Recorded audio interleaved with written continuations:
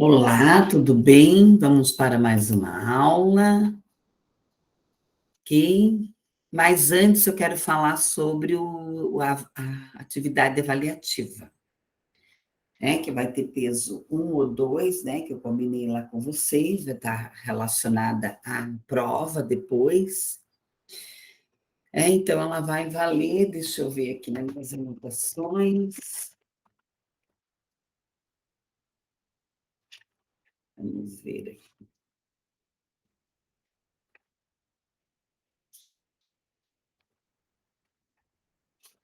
Isso. Não é nessa.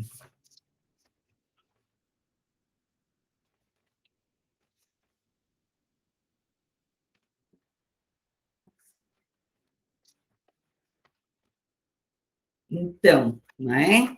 Vocês terão a avaliação, que vai valer 6, o PI e o projeto integrador 3, vai ficar faltando um ponto, que é do trabalho. Daí, depois eu vou relacionar o trabalho com uma das questões da prova, tá? Então, entre aspas, a atividade vai valer 2 pontos. Pessoal, vamos lá, então. Vocês poderão escolher, conforme eu já havia comentado com vocês, ou um estudo de caso. Como que vocês vão fazer o estudo de caso? Independente do que vocês forem escolher, vocês não precisam encaminhar nada por escrito. Vocês vão apresentar na aula através de slides. Nós vamos decidir a data. Tá? No nosso próximo encontro, nós vamos decidir a data juntos. Bom, vocês vão escolher, se vocês escolherem um estudo de caso, vocês vão colocar, né? No primeiro slide, vocês colocam os dados da instituição, o nome do curso, meu nome.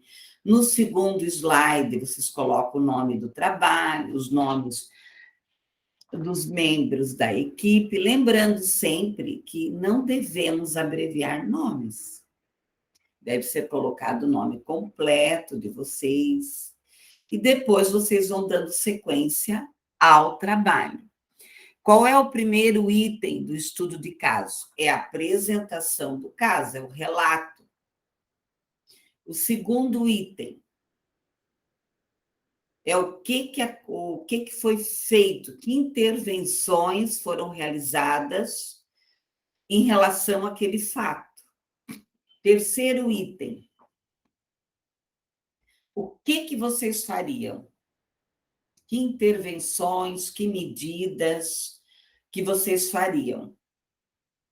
No outro item, as considerações finais. Que considerações que vocês têm em relação ao estudo de caso que vocês escolheram? E o que isso agregou a vocês para a vida acadêmica, para a vida acadêmica de vocês?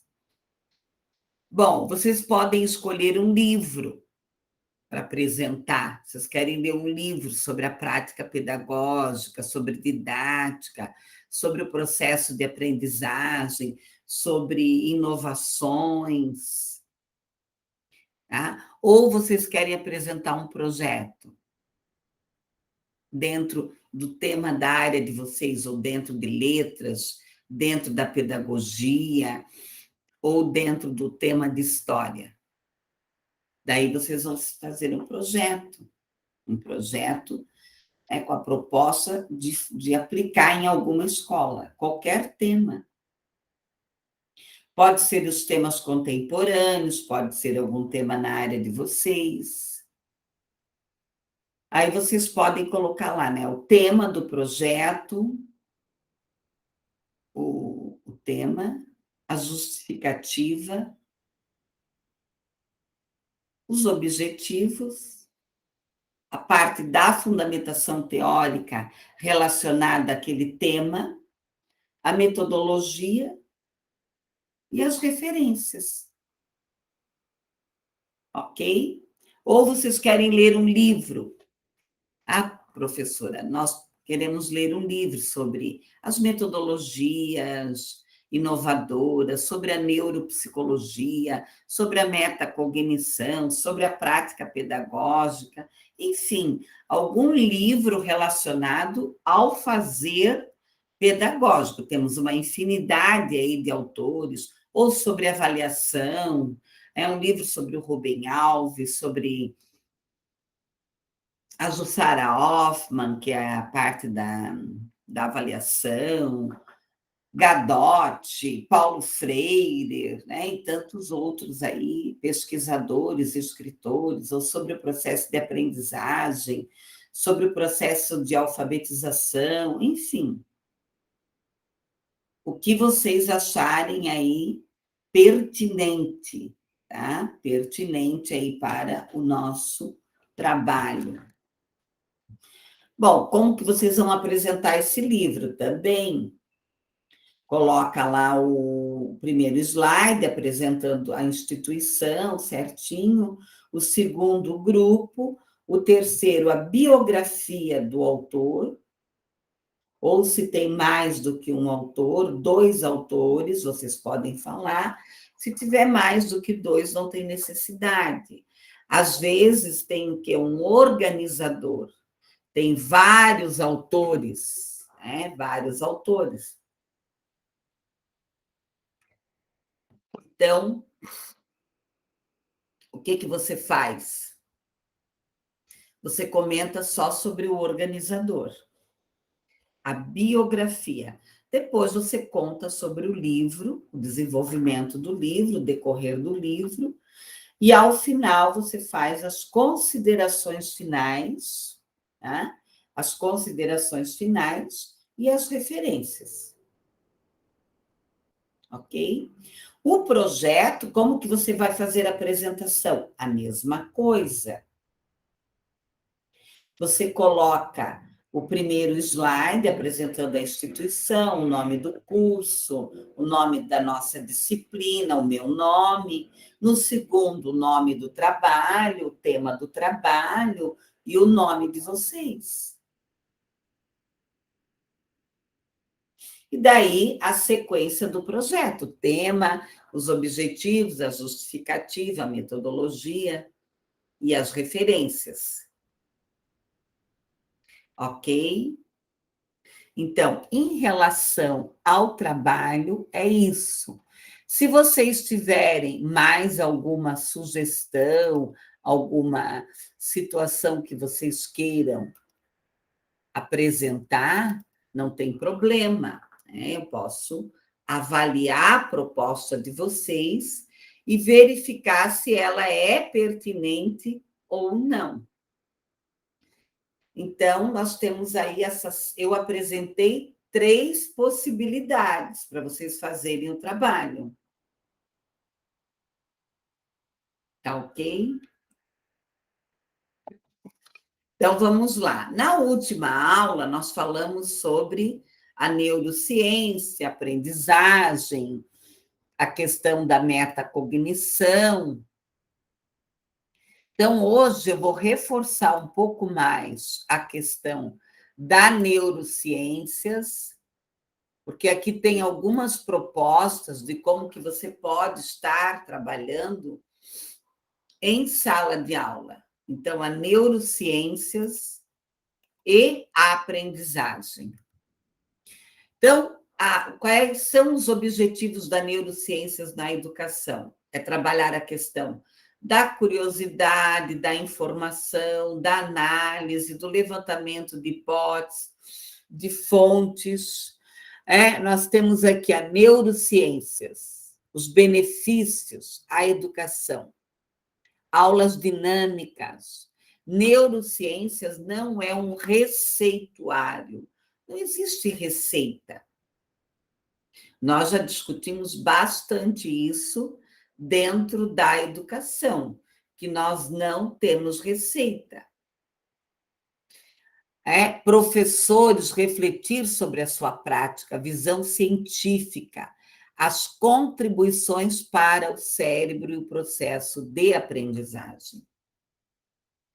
Onde os novos neurônios se formam? No hipocampo. No hipocampo. O lóbulo frontal.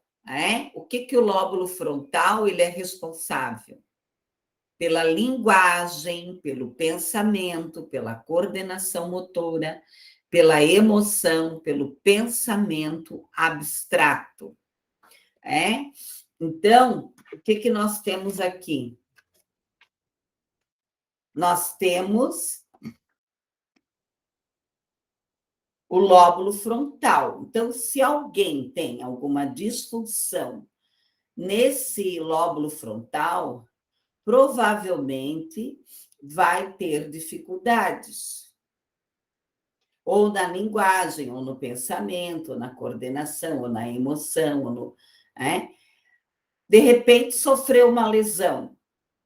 Como o nosso cérebro ele é plástico, ele tem plasticidade, essa pessoa vai lá, passa por vários estímulos, ela é altamente estimulada, ela é altamente estimulada, e daí ela passa, ou para a área do cérebro, passa a assumir aquele movimento. Aqui o lóbulo temporal, a audição, o lóbulo occipital, nós temos o quê?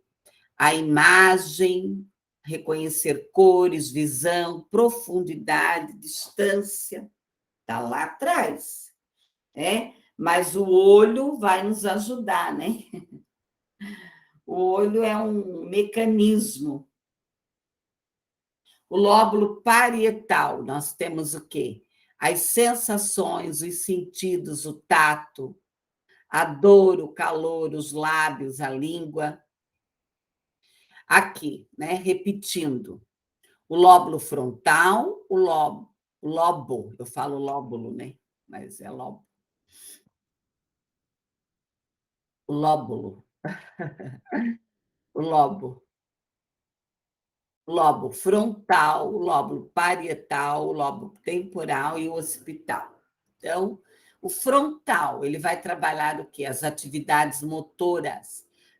Tem algumas slides aqui que estão em português de Portugal, Por isso que está ali atividade. O pensamento, a escrita, a fala, a linguagem, articula. O parietal, a forma. O temporal, a memória, a adição, os sons, a linguagem, a vigília. Occipital, a percepção visual. Bom, de acordo com a psicanálise, as crianças elas nascem com o quê? Com reflexos psíquicos primitivos, decorrente de quê? Dos aspectos orgânicos. Então, através do meio, através da mediação dos adultos, ela vai ampliando e ela vai construindo o quê? O seu psiquismo, a construção do mundo interno. A aprendizagem e a neurociência ocorre no quê? No cérebro, no alicerce, no aprendizado, nas modificações estruturais do cérebro. Aprendizagem e neurociência. A evolução da neurociência permite o quê? Uma parte do cérebro, o circuito, a sinapse, o espaço entre os neurônios. Ela vai registrando aqui atividades elétricas, os estudos científicos, neurológicos, aprendizagem, o desenvolvimento de quê? De competências. Aqui nós temos o que ainda? O exemplo, dos órgãos, do cérebro, das áreas de processamento, da amígdala. Ou esse meu sotaque não me ajuda. Subcortical, o lóbulo temporal, as experiências, o significado emocional dos eventos. Então, o cérebro ele tem um sistema o quê? Biológico, aberto, flexível, os padrões aqui, as perspectivas das neurociências, a aquisição, a plasticidade é uma disposição neural da aprendizagem. Então, por isso, que se o indivíduo ele tem alguma disfunção neurológica, ou no frontal, ou no parietal, ou no temporal, ou no occipital, ele vai, através de estímulos, outra área vai assumir. Outra área aqui acaba assumindo. Então, o desenvolvimento do cérebro, os fatores genéticos, os fatores ambientais, esta plasticidade, o sistema nervoso, ele desenvolve em diferentes momentos a questão entre células nervosas complexas, o meio ambiente, a neuroplasticidade, o sistema nervoso, os estímulos, complexa, a arquitetura cerebral, genética, as experiências, a dependência do ambiente em que vivemos.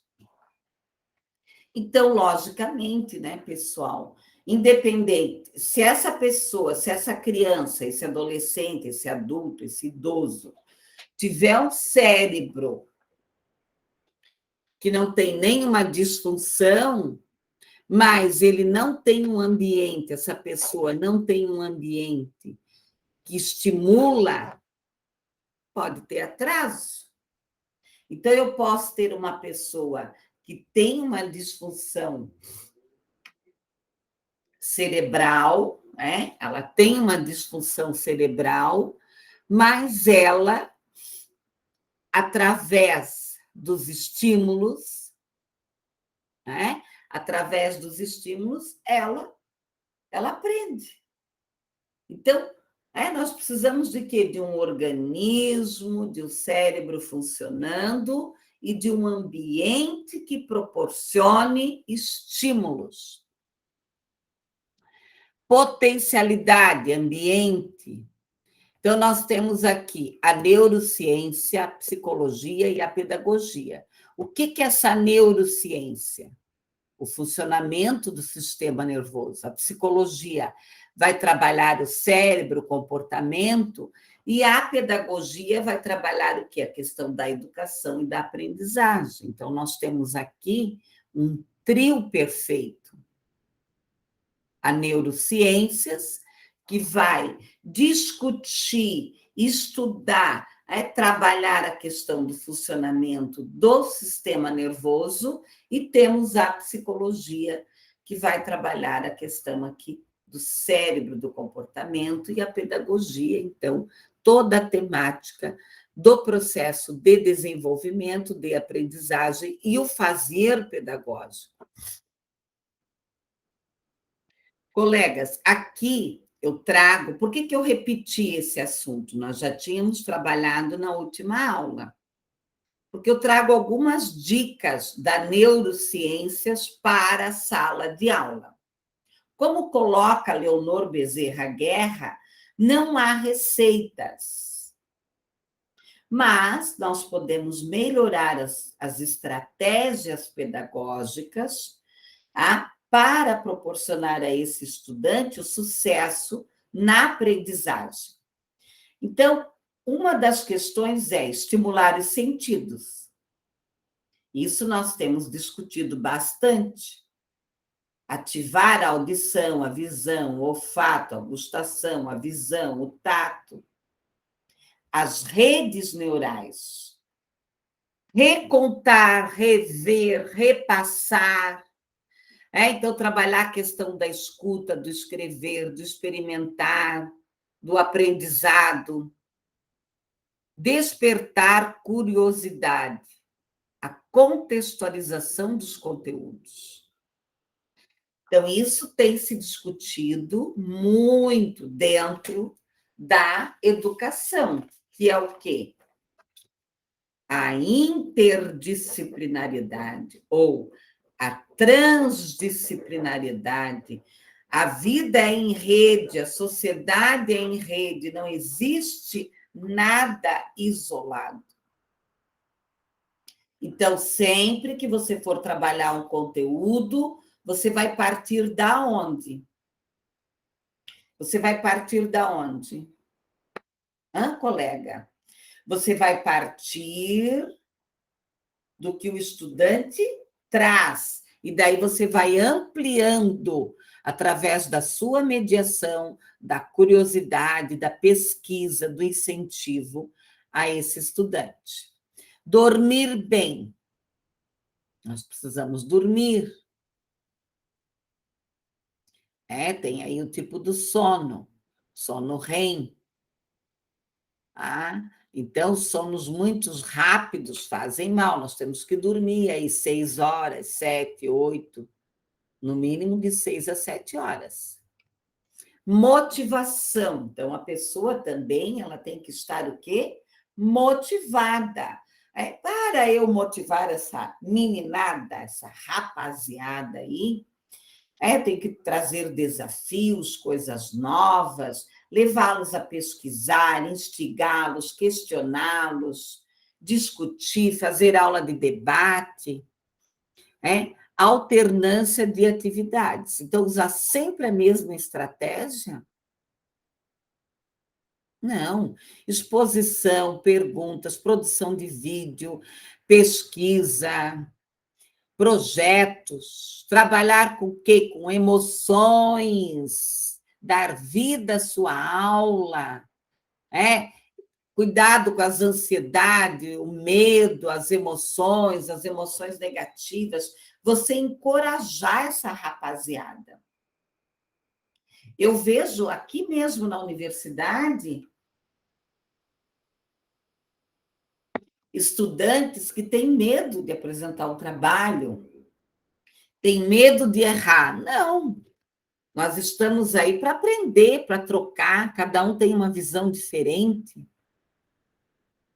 Não existe um ser humano igual. Se alguém achar, me avise, que eu quero conhecê-los.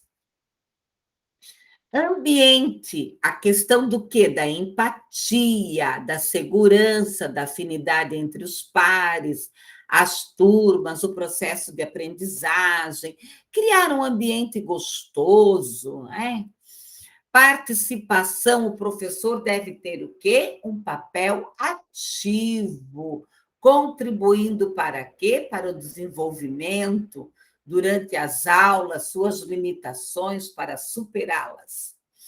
Avaliações, provas e notas, funcionar como indicadores, estratégias.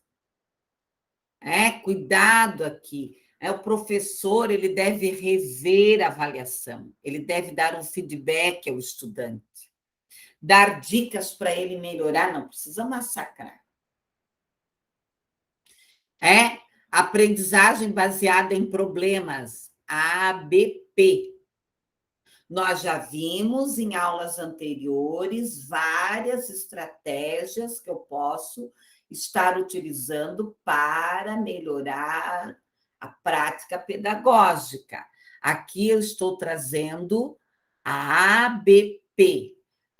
Você vai trabalhar através de técnicas baseadas em problemas.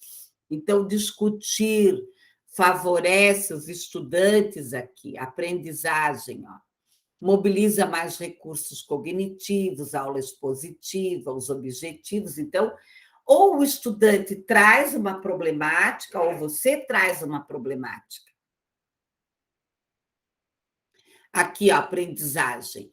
Então, o professor apresenta a proposta, os estudantes vão determinar como que eles vão pesquisar, a tempestade de ideias. Como que nós vamos resolver isso? Pode fazer em pequenos grupos primeiro, depois parte para o grande grupo, o encontro para o feedback, cumprir as estratégias, as ideias aqui, e aqui o processo de avaliação.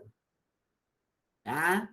Então, o problema, o processo, o esclarecimento, a sistematização, a seleção, a tarefa e a integração.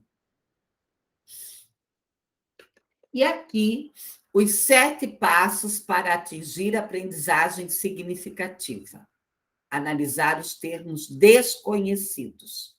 Colegas, ter dicionários, né? Hoje você olha, você já liga ali no celular, vai lá no Google, já acessa, né? Mas eu, há tempos atrás, eu sempre tinha pilhas de dicionário. Trabalhar com as crianças, eu trabalhei muito tempo como alfabetizadora, então eu fazia com que as crianças, mesmo às vezes com dificuldade no processo da leitura e da escrita, mas eu já os incentivava a pesquisar no dicionário o significado daquela palavra, analisar as questões, elaborar explicações, selecionar explicações, fazer síntese daquele tema, você pode fazer com o próprio aluno, identificar a necessidade de novos conhecimentos, o estudo individual, a socialização dos conhecimentos atingidos. Tá? Aprendizagem requer estratégias, selecionar o foco, sustentar a atenção, alternar a atenção, retornar ao foco, dividir a atenção, responder o material proposto, repetição após o intervalo de tempo. Então, olha só que estratégia interessante. Então, ó, selecionar o foco atencional. Né? Qual é o nosso foco? Qual é o nosso tema? Porque, claro, às vezes você está explicando alguma coisa, se foge um pouco do assunto. Sustentar a atenção, retornar ao foco. Então, né, foge-se do assunto, mas vamos voltar. Você vai lá, né, discute que às vezes não foge tanto, ou foge mais, né? Retornar ao foco, dividir, responder aqui os intervalos de tempo. Aqui eu deixei 3 livros, eu gosto muito da Rosilda, né? A Rosilda, ela é uma professora fantástica, porque ela começou lá na escolinha, lá atrás, né? A neurociências aqui, tá? Então, vamos estudar aí sobre a neurociências, ok? Vamos ver aqui. Muito bem. E eu também trouxe aqui para vocês os estilos de aprendizagem, tá? Os estilos de aprendizagem. Que é bem interessante, quando você começa o teu ano letivo, você fazer uma sondagem com seus estudantes sobre os estilos de aprendizagem. Então, eu coloquei lá no AVA os estilos de aprendizagem, um texto sobre a metacognição e 2 sobre estilos de aprendizagem. Por quê? Porque existem vários autores, vocês podem encontrar outras nomenclaturas sobre os estilos de aprendizagem. Então, o que é isso? São maneiras diferentes de aprender, o conjunto de características. Não há um estilo puro e único. Existem vários modelos, como eu acabei de falar, várias nomenclaturas, vários autores, tá? Mas é muito interessante. Inclusive, se você não sabe o seu estilo de aprendizagem, é interessante você verificar. Aqui as intuições, os estilos, a concepção, o relatório, a estratégia didática.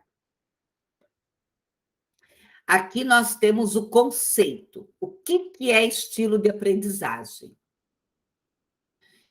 ele é diferente de características arquitetônicas. É a forma, a maneira como você vai interpretar a moda, a arte, a informática.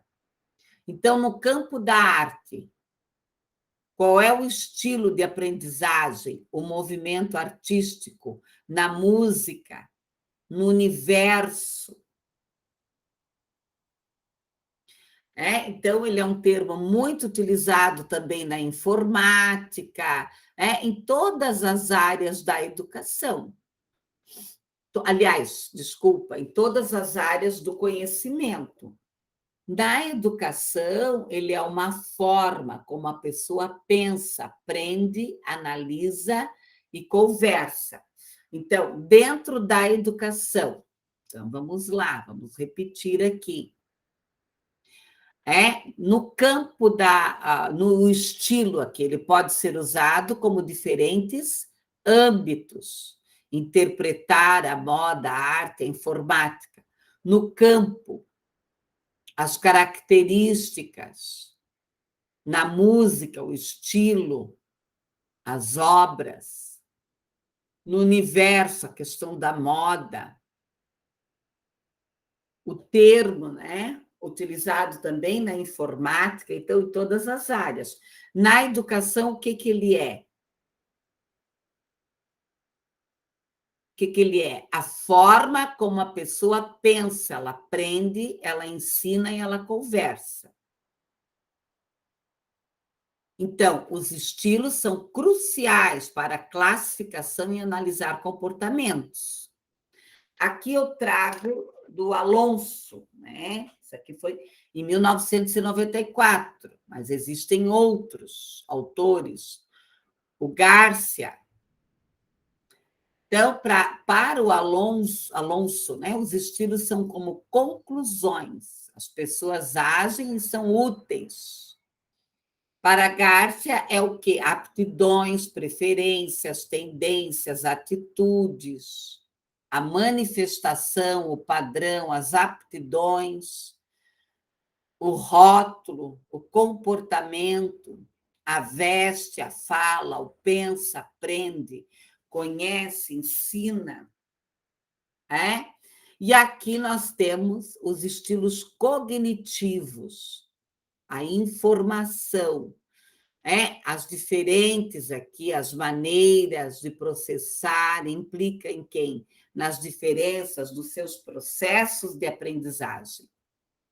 Aqui nós temos o Bloom, que ele vai trazer aqui, que são características biológicas desenvolvidas que tornam, através de métodos, de estratégias, eficaz ou ineficaz o aluno.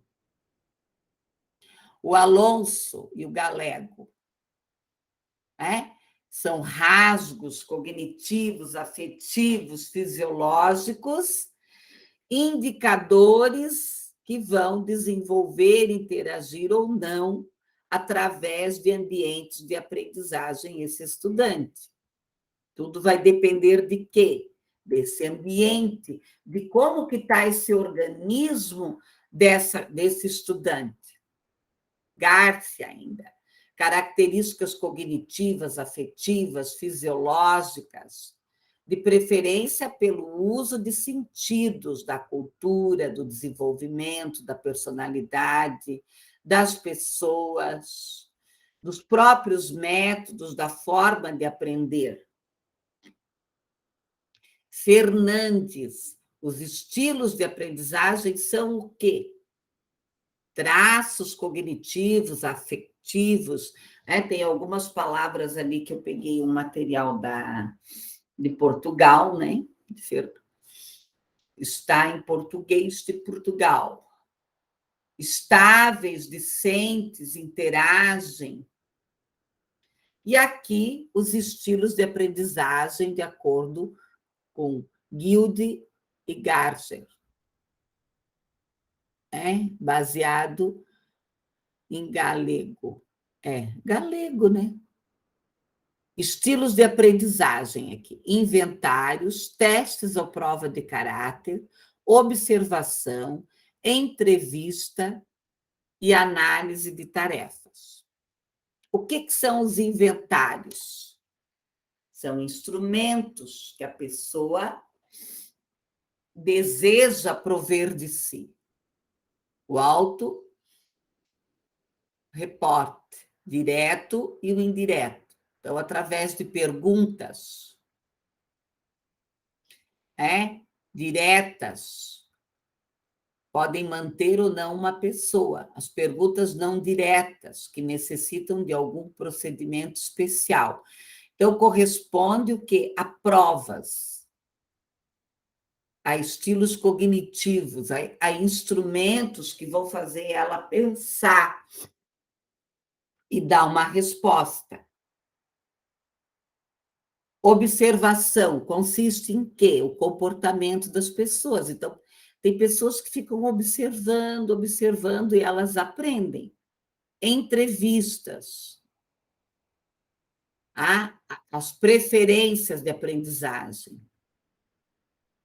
Análise de tarefas, atividades, alunos, preferências de aprendizagem. O modelo de Rita Kennedy. Então, nós vimos aqui, da Rita Kennedy, nós vimos ali esses modelos, e agora nós temos da Rita.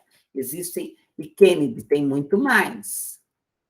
É centrada nos estilos de aprendizagem, nos elementos de forma positiva, negativa, as estruturas, o questionário, as variáveis. Aqui ela traz necessidades imediatas, a emoção. O que são essas necessidades imediatas? O som, a luz, a temperatura, a forma. A emoção, motivação, persistência, responsabilidade, estrutura. Sociológicas, o trabalho pessoal. Ela vai aprender com quem? Com namorados, com companheiros, com pequenos grupos. Necessidades físicas, alimentação, o tempo. Necessidades psicológicas aqui, globais, reflexivas, a dominância cerebral. Nós temos ainda o modelo do Golbe, experiência concreta, reflexiva, ativa e abstrata. Então, o conhecimento aqui, ele vai ter uma combinação, uma transformação, uma informação. Então, vamos ver aqui no outro quadro. Acomodar, divergente, convergente, assimilador.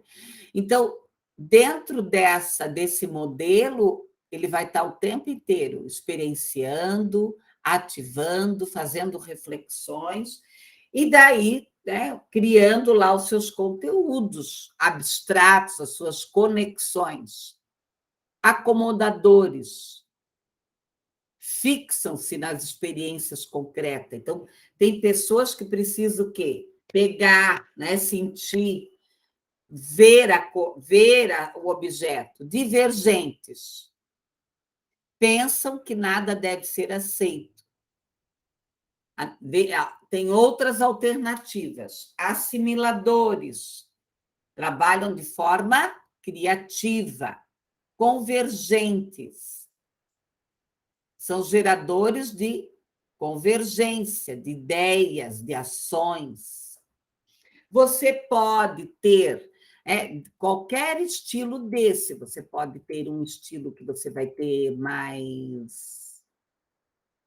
Como é que eu digo? Vai ser mais forte, mas você tem os outros também. Então, você tem lá os acomodadores, mas você pode ter o divergente, o assimilador e o convergente menor. Os estudantes acomodadores são motivados pelo quê? Questionando, procuram significado, experiência, são participantes ativos. Os divergentes são motivados do porquê. Tudo é o porquê. Assimiladores apreciam a informação organizada, o conhecimento. Os alunos convergentes são motivados, gostam de receber instruções a serem realizadas.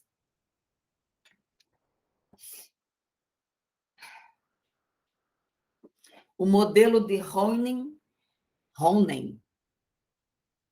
e Mumford são outros modelos. Então, eu trouxe aqui vários modelos. Vocês podem estudar aquele que vocês mais se interessarem ou buscarem outros. Eu estou apresentando aqui sugestões para vocês. Aqui são análise da teoria, o direcionamento do estudo para o mundo empresarial. É o modelo dos alunos que tem como princípios aqui descrever detalhadamente, criar condições para o diagnóstico, reforçar e aproveitar os pontos fortes de cada pessoa. Nós temos aí o ciclo de aprendizagem de Alonso Garcia, que fez a adaptação nisso, que é o quê? O ativo, o pragmático, o reflexivo e o teórico. O que é o ativo? É ter uma experiência. O pragmático, ele vai planejar. O reflexivo, ele vai pensar.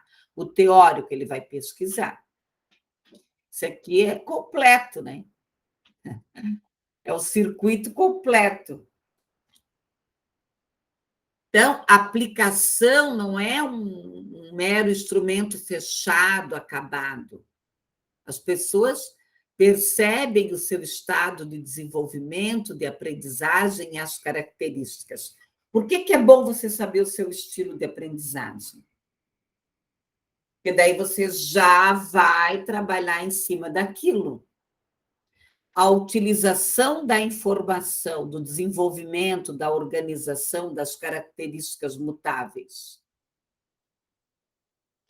O estilo ativo, excitação e experiências novas, gostam do aqui, do agora, são felizes, são abertos, nunca são céticos, são entusiastas.